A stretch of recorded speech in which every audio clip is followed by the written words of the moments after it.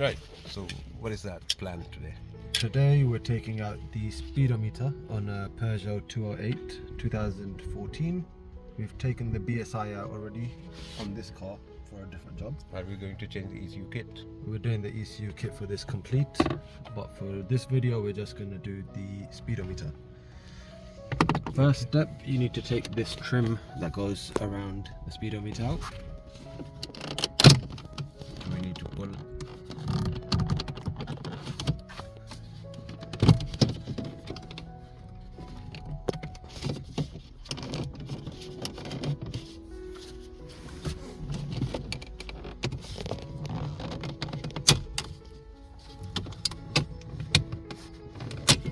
Removing the 4 or 5 clips, 6 clips.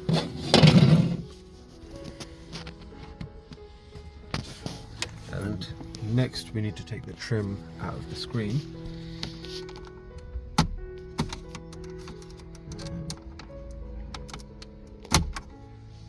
Just push it up on each side on the corner. Like that.